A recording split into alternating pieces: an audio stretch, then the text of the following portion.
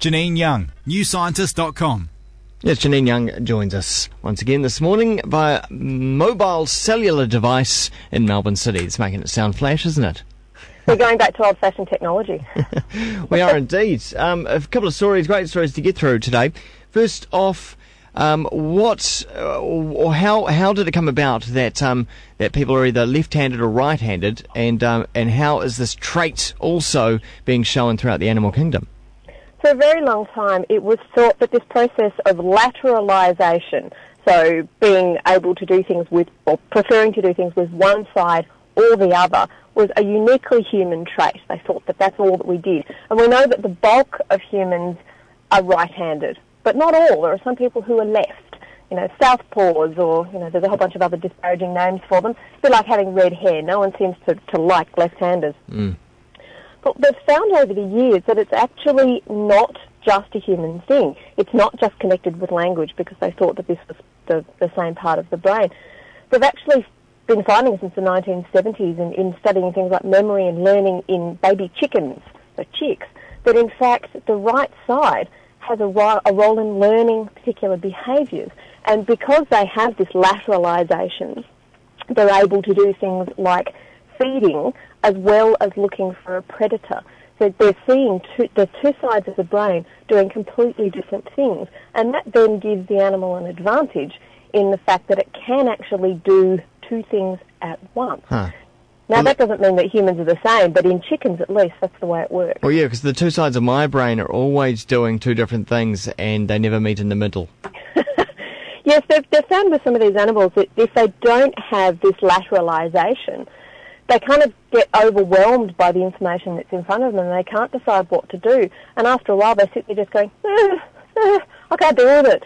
And so this lateralisation appears to be quite important for things like, in this case, controlling feeding and the like, and the other side is responsible for watching out for predators. So it's fascinating that animals have developed this process of lateralisation simply because it allows them effectively to do two things at once.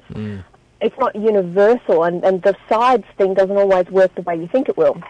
What are your cats, Wammo? Are they males or females? One male, one female. Okay, because your tomcat is likely to fish tuna out of a jar with his left paw, whereas your female is likely to use her right.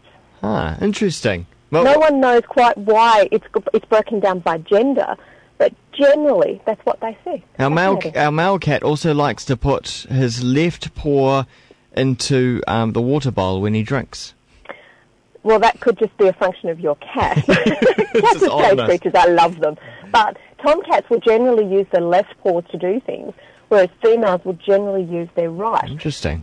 And it's all to do with the fact that one side of the brain handles one type of function, and the other tends to control different types of functions. Oh, it's also puzzling as to why society used to punish left-handers. I think it had a lot to do with the fact that they were different, and no one seems to like difference.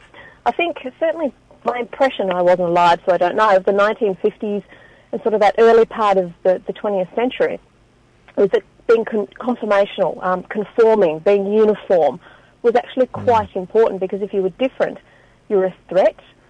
Now, I'm not a history student, so I don't have a lot to back that up, but that's just my impression. Yeah. So I think the whole idea of being a left-hander, you were different, and being different was dangerous. So I would have been an oddball then.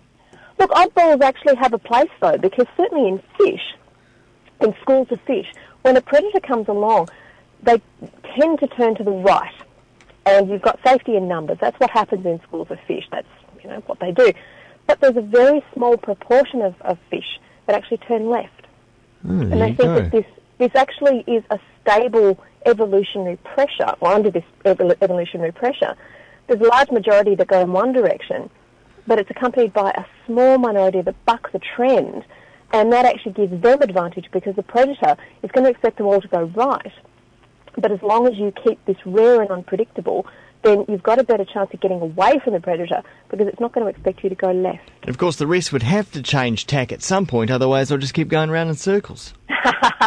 Yes, I think probably that's a fair point as well. But if you're trying to make a quick move to get away from the predator, naturally these fish will go right. Although in some species it's different.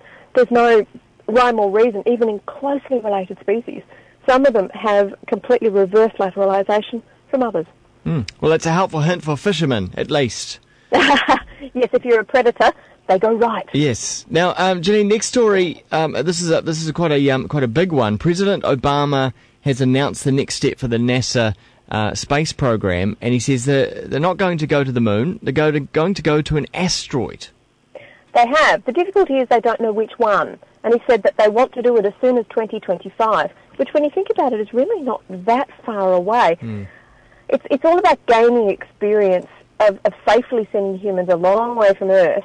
It's kind of a stepping stone before they make the longer journeys out to Mars, because Mars is really quite a long way away, and you don't really want to sort of go without too much knowledge on that.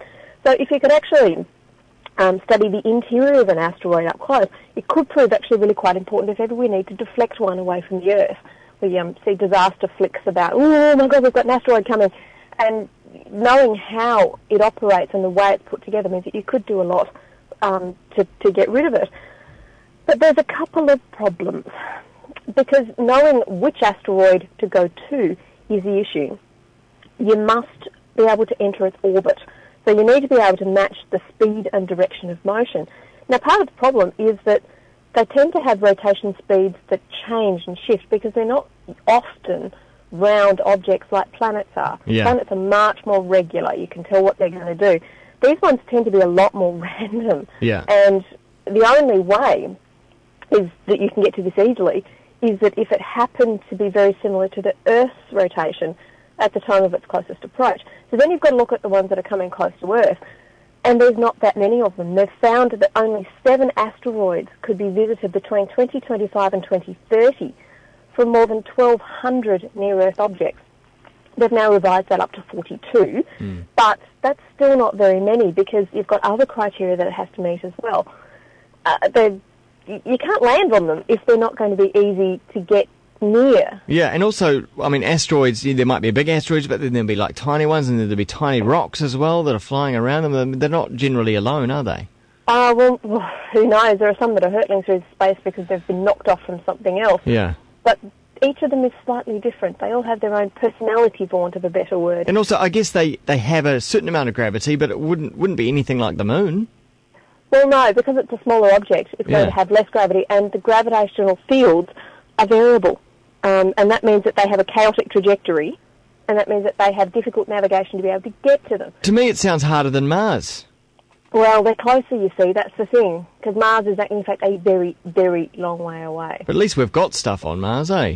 Already. I mean, we've put robots down there, and they seem to be quite happy. It's far more. It seems far more predictable. This seems awfully dangerous. Yeah, well, I suppose in some respects it is, and there are a number of researchers who are advocating sending robots before you send humans, and basically saying you don't have the sort of data that you might want before you send an astronaut.